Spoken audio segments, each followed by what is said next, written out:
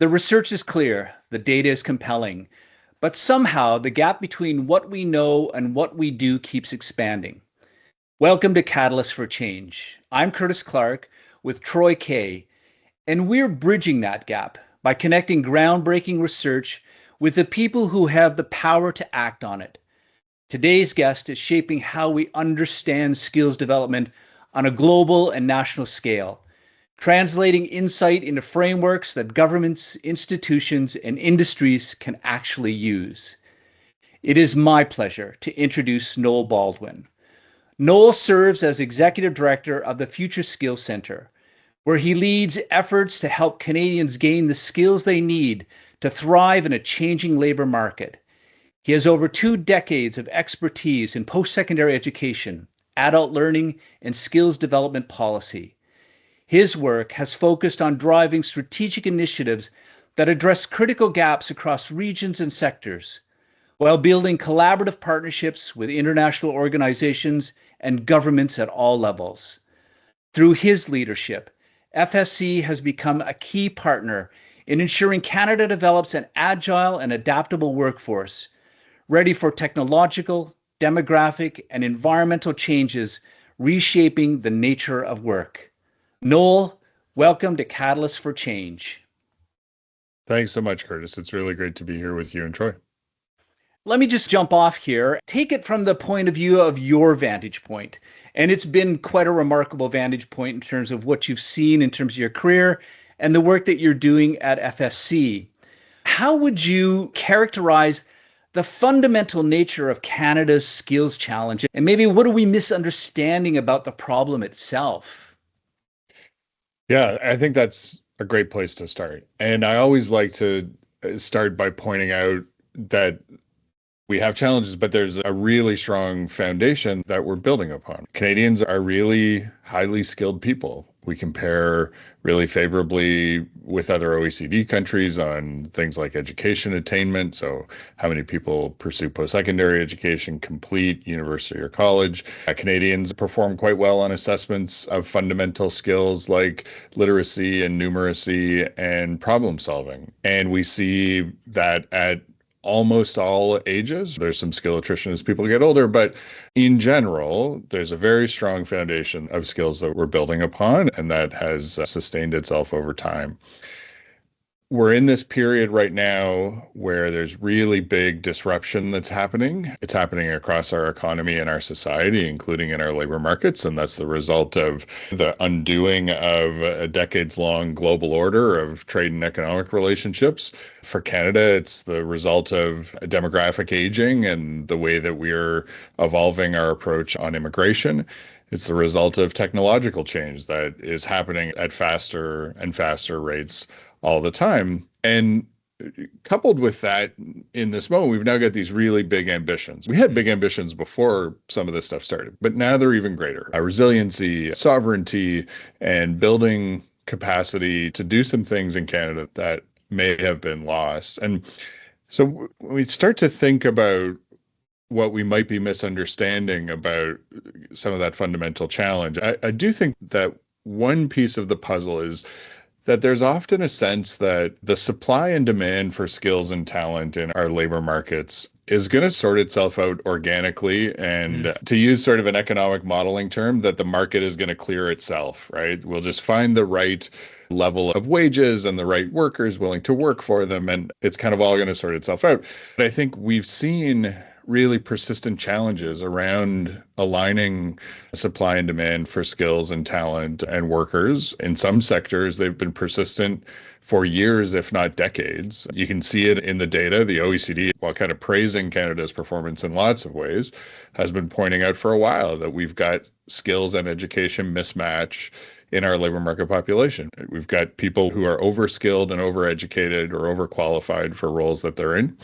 And we know that there are groups in our population that aren't reaching their full potential because there's barriers in their pathway. I think the idea that we can be interventionist on the demand side for economic good or social good, but let the supply side kind of take care of itself may be an outdated notion. And we are building some of the coordination mechanisms and muscle memory that we need, but that's certainly been a big challenge that's been around for a while. And I think that is certainly something that maybe is not as well understood as it could be, and it needs to be. And we've got to move fast if we want to do all the things that we say that we want to do, because not only is there no time to waste, but there is a lag time to build those coordination functions, to get people with the right skills into the right places when they're needed. And whether it's major projects or building out new defense industries or new energy sources and lowering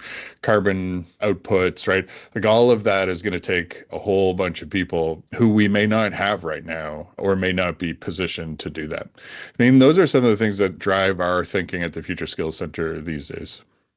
So it's really about being proactive, not sort of sitting back and going, things have been great up to this point.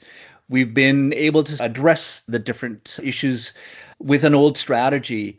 And there's a certain complacency in that. It's like, we're good. We're Canada. Thank you very much.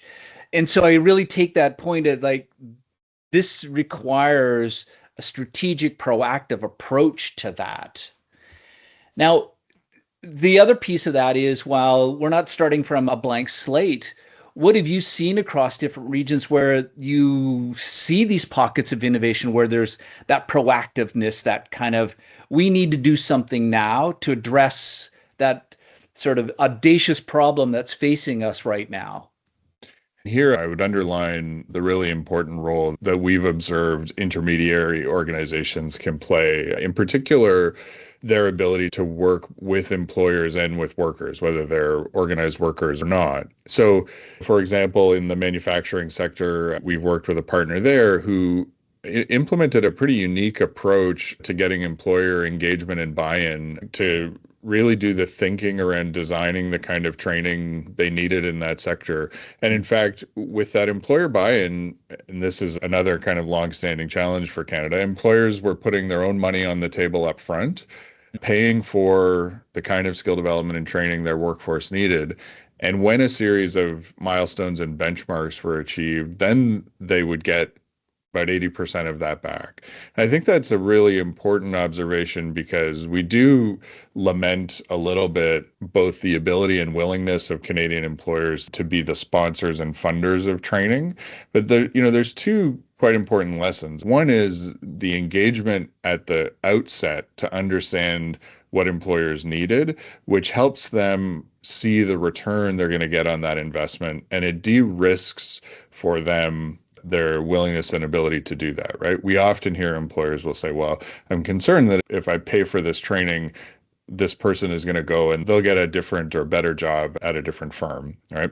I think we've seen some evidence here in that work we did in manufacturing where people will do that because they can understand what the return is going to be on their investment, right? And it reduces some of that risk. They understand that their workforce will be more productive because they're better skilled or they're better trained. And I think we've also seen some efforts that are really important in other areas, like in the building trades and construction area, right? We've worked with a group out of BC who've built a digital platform to give people exposure to what the skilled trades are really like, both in terms of the occupations and also the training pathways you need to get there. And, that project could have stayed out in BC, would have been really effective and great for British Columbia. But we've been able to work with them and with partners in the building trade unions across the country to now build it out with content customized to local conditions in all 10 provinces. And what we're starting to see there, and this is really critical as we think about workforce transitions, right? We're starting to make the pipeline less leaky at every stage, from exposure to something to actually pursuing a course of training or education to then getting your certification and then getting onto a job site. There's always leakage there. People always stop. They don't complete. They decide they don't want to do it. Part of what we've got to do is we really got to tighten up those pipelines so they're much more efficient and there's much less leakage. And so we've been able to see that kind of experimentation start to pay off. The question now is, can we make these things that show promise and initiative that show that they can scale, can we make them sustainable?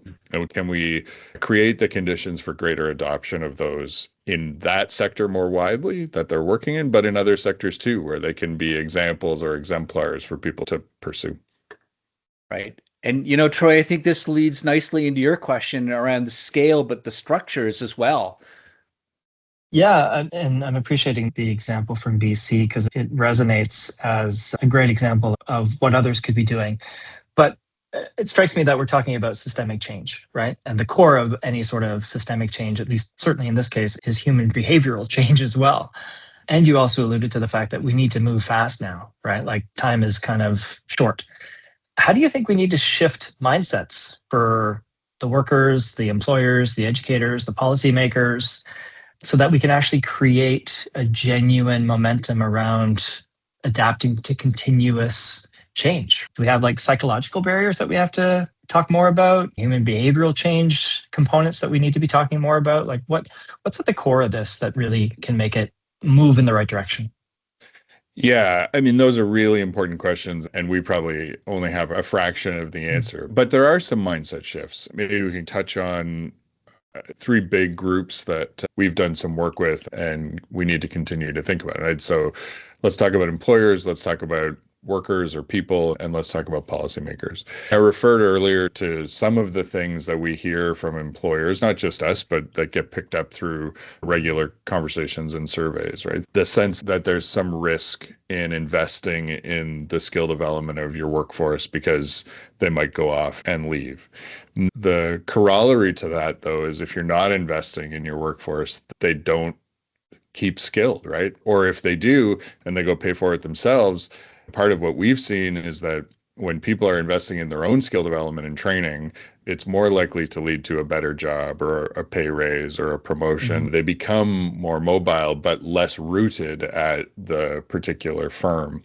And I think it's important to understand firms in Canada do a lot of their own investing in skill development and training, and we have a large number of SMEs. So, how can we support SMEs to be able to make some of those kinds of investments, do some of the de-risking for them? So, how can we pool resources? Well, we've worked through chambers of commerce, for example, at the provincial level to create resources that are customized to their members and then work with them to drive them out into the membership. So there are opportunities to do things like that, but employers, I think, are going to have to start to find ways to kind of shift their mindset about the kind of workforce they need and where they can make strategic, thoughtful investments that keep people really highly skilled, but don't make it feel like it's such a zero-sum proposition, maybe. On the worker side, one of the things that we've found from some survey work is a lot of people aren't accessing resources that are available to them. And in some cases, there's a fairly significant proportion of them. I think we found about 4 in 10 who were not using available career guidance services, for example, thought that they didn't need it. Maybe you think you don't need it because you don't really know where to go. And so it's not worth the kind of effort or the opportunity cost. Maybe you think you're just fine kind of at the stage that you're at.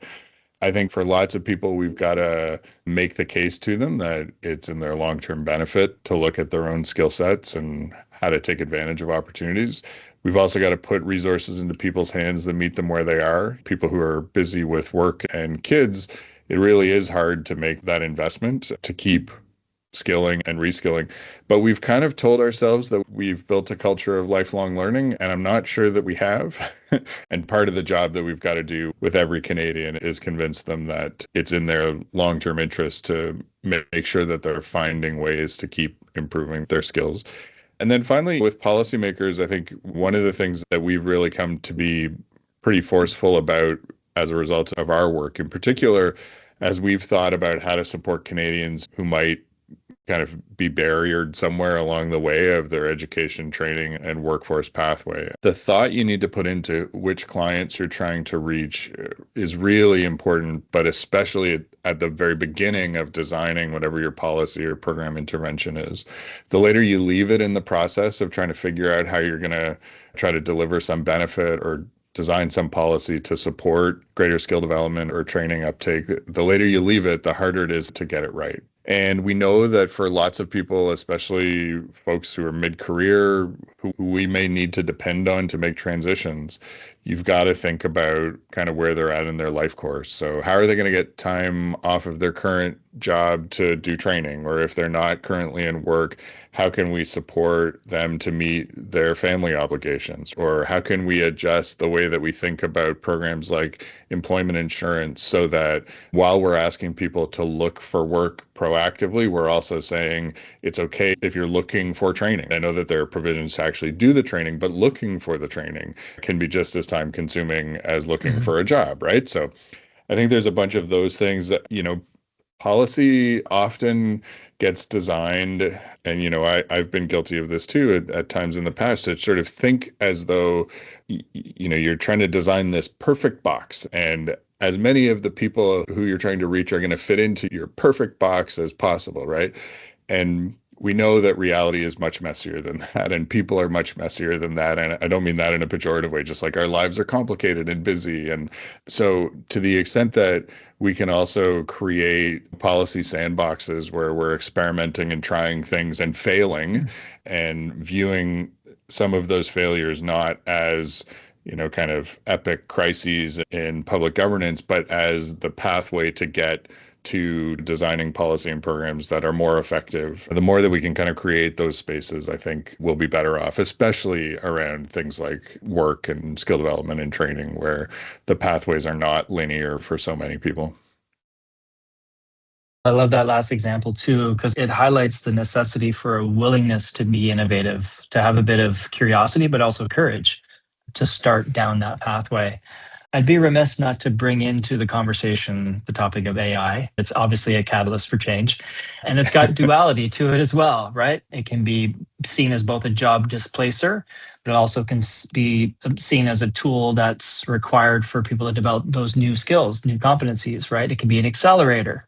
So I'm curious, like, what does the FSC research show or suggest about navigating this duality, this paradox of AI? Yeah, I think that there's a few really important things that we've learned through our various pieces of work on this now going back several years. And obviously, the release of generative AI in 2022 kind of changed the game in lots of ways.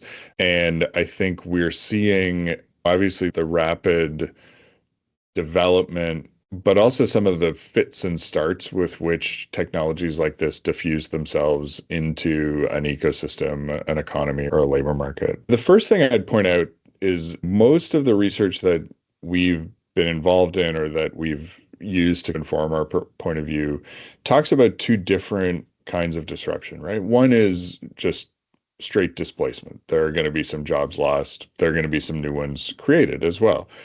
But that disruption will also come in the form of transformation. Jobs that aren't lost will still feel an impact of the technology as people learn to use it and the tools become more operable for all kinds of different roles. So there is a degree to which we clearly need to be mindful and watchful about the technology, but also there's a lot of hyperbole and not all of it is going to play itself out. One of the things that we've been paying attention to that I think is really interesting is we've been regularly surveying Canadians about stuff happening in their skill and workforce journey. And we started asking people about the use of AI at work. So we first asked that in 24 and asked it again in 25. And it was interesting. And maybe not surprising, but it's about a 10 percentage point bump from 30 to 40% of people saying they're regularly using it at work. What hasn't changed is a couple other questions that we've asked people about. Ask them whether they're doing that because they've been directed to in the context of their work, and whether they've had any formal training in order to use the technology. And both of those numbers are much lower, kind of in the 30% range, and they're much flatter too. They're not going up at the rate at which people say that they're deploying the technology. One of the questions that we would ask is whether in that kind of context, are we taking on some of the risk of the current state of the tools and maybe not lining ourselves up to get that kind of productivity dividend right now? People don't have guardrails because they haven't been told this is how we want you to use this. But then we've also done some much more kind of closer to the ground experimentation stuff, like how to deploy AI effectively in the healthcare sector. We've worked with a large healthcare network to look at that. There's some really important findings there around the degree to which building trust and buy-in at multiple levels of an organization leads to much more successful firm adoption and deployment of technology. Straight top down, bosses tell you got to do this. That doesn't necessarily work that well. And the kind of just fully grassroots, we're just going to let people try it out and see how that goes. That doesn't necessarily work very well. But to bridge between those levels, from kind of management to frontline workers takes a fair bit of trust building, both with each other and in the technology. And I think that is a super important finding. And then, we're also trying to see how AI can support better advice and decision making for people as they're trying to navigate their career pathways. Working with some partners in career development in the use of, their ability to use AI to then give people good advice. And one of the things that we know is that, the labor market changes so fast, and our ability to capture labor market data may or may not be keeping up with that, but AI can help there. But people have to know how to use it, and they've got to know how to both put in the right kind of information to prompt getting the right kind of information out, and then be able to evaluate that, right? So that's one of the areas where I think there's a fair bit of promise to speed up and make the ability of those interactions with clients seeking advice more accurate, more timely, more rapid, and get people moving into a new direction. It holds a fair bit of promise. So like AI right now has both sides of the coin, right? It's got a fair bit of promise and some risk. And we'll be managing that, I think, for several more years to come. So this leads me nicely into where I want to take this conversation now. And we're talking about proactivity, the speed at which that change is unfolding, the technological aspects of it, and sort of, again, a shifting understanding of what work is and where those sectors of growth and sort of areas of diminished capacity are. But I think one of the things that we need to think about too is like, as we move into this, how are we actually ensuring that we're not leaving workers behind? Because as you say, as we grow, we need to bring that workforce with us. It's not about just hiving one off and then the other sort of just grows and thrives. But how do you see the work that you're doing, the research that's telling you is that how do we prevent this two-tiered system where we're leaving a large track of the economy and the workforce behind?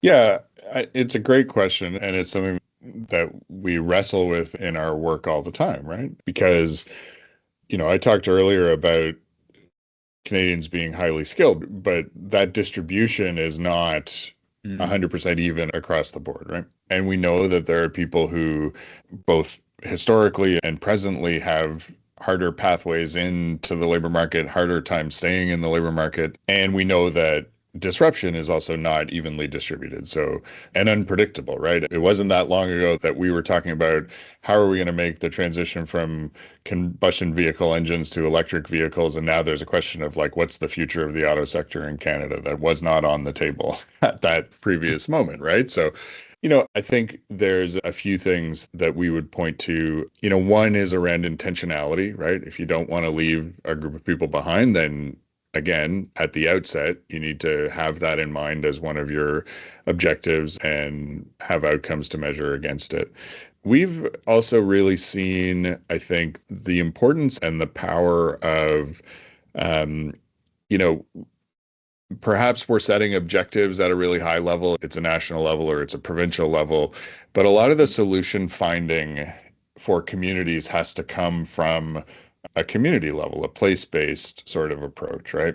And finding the actor or actors who can pool the assets of a particular community, whether it's geographic, population based, right?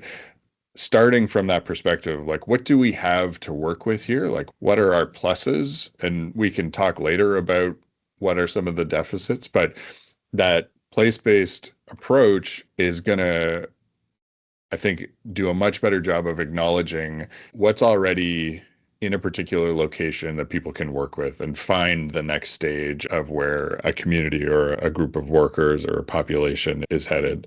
We do have to also maintain systems that have the ability to do both light touch and heavier touch kind of interventions. Some people will have an easier time kind of navigating through a technological solution, but that's not going to work for everybody. We know that our distribution of technology is uneven. And so, I think about the importance that's being placed on all kinds of forms of development in Canada's north.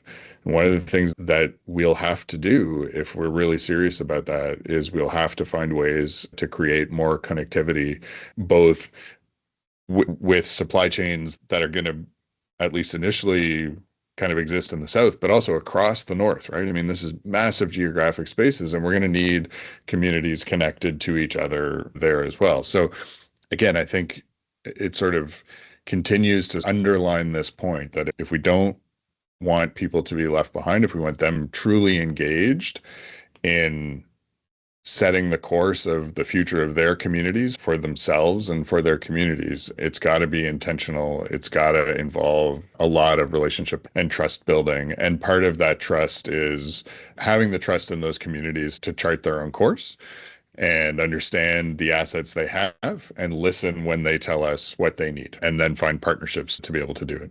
Maybe that's the last point too, is just this stuff for us has always worked better when we're in partnership with people and not trying to kind of do it all on our own. I think that's a remarkable point, is that one size does not fit all. Something that might happen in a policy shop somewhere in the country, it can't necessarily just be applied everywhere.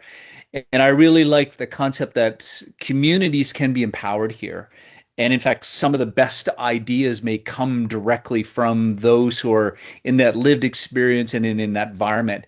It reinforces this concept of an ecosystem that is adaptive and responsive in different stages and different places. And we need to give them that opportunity and the offerings to scale that wherever it needs to be.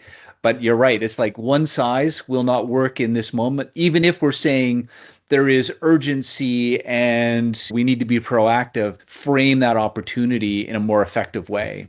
Just to connect the dots to stuff we've been talking about, right? How do we use things like technology to learn more in real time what's happened, what's working, and where we need to shift and pivot, right? Again, that comes back a bit to that innovation mindset that we were talking about, Troy, of experimenting, testing, reiterating, and going back to see if it works better with some of those tweaks. Yeah. And I think that's one of the things that I've been always impressed with the FSC is how you enable those opportunities and how you look at these partnerships and collaborative environments that would enable us to test, reflect, and then move back on and see where the scalability is in those moments as well. Yeah, thank you. I mean, that it's something we're kind of balancing, or maybe we've got kind of 2 feet, one in each bucket, right? Of wanting to do the innovation piece, but then also wanting to be able to do some rigorous testing and evaluation on things that are showing the potential for impact, and then really trying to kind of tease it out. So it doesn't happen that often, but we've had the chance to do some randomized control trials, for example, with mature programs where you can really say, okay, what is the impact that people get when they do this particular form of skill development or training? So we're trying to do it all in some ways, hopefully some of it well. Imagine for a minute I'm the Prime Minister, and Noel, I'm granting you the ability to introduce one bold policy change for the country in relation to all of what we talked about today, helping workforce transformation, moving things along. What would be that policy change and why? Yeah, it's the $1 million question, right? In lots of ways. Look, I think in some ways the federal government has done some of this, or at least is kind of charting a course to do some of this. The recently announced workforce alliances, I think, is a promising initiative that will bring employers and workers, labor and otherwise, and post-secondary and other training institutions around a table focused on a particular sector and challenges or opportunities to meet it. I think where the rubber will hit the road on this, and maybe this is where we get to at least part of the answer to your question, is can we as a country try to chart the course or define a problem at a national scale, but then resource the people closest to the ground to develop solutions around it? I think about a number of the major projects, for example, that have been identified, not happening in downtown Toronto and Montreal or Ottawa, where I am, right? They're in communities where to have the kind of workforce you need to do those projects is going to represent real transformation in those places. And those communities have to be at the forefront of thinking about how to get from point A to point B, how to make it sustainable, right? I think we also don't want to create a set of conditions that just kind of creates fly in and fly out labor force. And ultimately, you want that infrastructure to stand the test of time and be sustainable. I think that's one piece. Like, can we keep our minds in two different places at 30,000 feet to set these big objectives and right as close to the ground as we can get to figure out how we're going to deliver it? And then the second one actually is around this question of sustainability. Mm-hmm. And it's a real challenge in public administration, kind of government these days. We're at this place with a number of our partners where now we're trying to think about what does sustainability look like and how do we empower people to take what are good solutions to problems that are really important, but find a longer term home for them. And one of the things that I think would be really helpful in this space would be for government to also take a sustainability perspective on the issues related to having the workforce that we need to do all the things that we want to do. Less transactional. And it means that you won't be able to support as many things. You won't be able to support as many in as many different pockets of the country. Mm-hmm. But I think ultimately what we want and what we want from policymakers is to support and deploy the solutions that are going to be the most effective at solving the challenge that we're trying to meet. No easy feat at all. No. I didn't know I was supposed to pick an easy one. Sorry. Increase the training tax credit. It'll be fine. Yeah. Done. Yeah. But I think that that's an interesting piece that you talk about around the sustainability. I had been to a session a number of months back, and an individual had talked about the importance of moving beyond the sort of grantipreneurial approach. We move from grant to grant to grant with never really focusing on the sustainability. How do you actually move beyond that to the entrepreneurial aspect of it? How do you find other ways to sustain this project as opposed to running from grant to grant and spending a lot of time and energy in preparation for that next call? And I think that's a really important point because it goes back to that sort of proactive piece, that if we're thinking about what the next step is, and that proactiveness is around sustainability, growth, how do we share these opportunities through that entrepreneurial or just collaborative approaches? That's a bit of a mind shift as well for many organizations that have traditionally been, this is how we succeed. And our goal is to just create, but without application in a way that's sustainable. I think that's a really brilliant point to keep in mind as we move forward in a lot of these initiatives, for sure. And I think that direction that you're taking, I think that helps to frame that mindset of here is how we move to the next level of addressing these big, hairy, audacious problems that we're facing. Yeah, I hope so. It's been a really interesting process for us to think about what our role is in that and how do we ensure that the resources we've been entrusted with, our public resources, are really used in the most effective way. And given that there's a very clear part of our mandate that says we're not going to be your long-term funder, it does seem that, to us anyway, that with the initiatives that we've identified, that we've supported to reach a certain scale, that it's probably worth an additional investment to try to support those things to achieve sustainability. And again, it's not about hanging on to it, right? It's about how do we actually responsibly mature that relationship to the point that it'll kind of walk on its own, right? Yeah, no, exactly. Listen, Troy, And Noel, we've now come to the time of the limit of what we can expect of you, Noel, in terms of your time and commitment. But I do want to thank you so much for this conversation. Yes, as always, it's just remarkable to have these opportunities to speak with those who are leading these initiatives and this level of change, and truly appreciate the opportunity to share those moments with you. Thank you, Noel. Well, thank you. I really appreciate it for both of you for inviting me to be a part of this. And it's great, a great series. You've got some amazing guests. So I'm just honored to have been among them. We'll talk soon. Take care. Bye for now. Yeah, the time flew by on that one. Again, another pragmatic and optimistic conversation. I think the things that resonated the most with me were sort of about that practicality of setting things out at a high level, but also designing and considering the components of a community, right? And how to bridge those two pieces together to actually make momentum happen.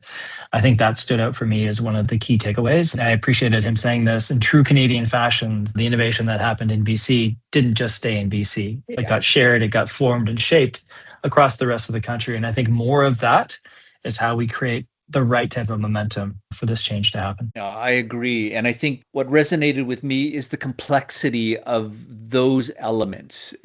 I keep harping back on this concept of the ecosystem, but it is all of the different layers that need to be brought into this conversation, but then also to look at the solutions. And I do like the idea that there's a point where you just don't keep funding it for the sake of funding. It has to start showing some return on investment, but also I think it enables and empowers communities to be able to take that and grow from that, as opposed to, well, we'll just wait for the next funding opportunity. This is a very strategic approach, and I think that that's an important piece. And then when we think of policy, it also needs to be strategically framed to get us to that point further down the road and support those who can make those changes and drive that innovation. Having that long view, I think, is pretty key, but also appreciating there's not a lot of runway left either. Like this has to get going.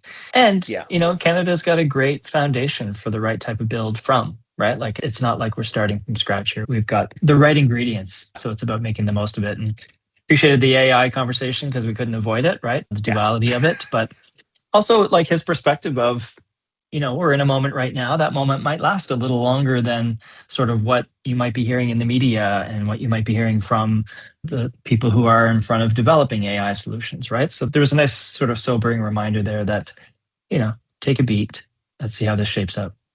And that it's not just a tech application. There is a lot of other nuanced and important layers to that application and operationalization of it. We'll see you next week. See you next week.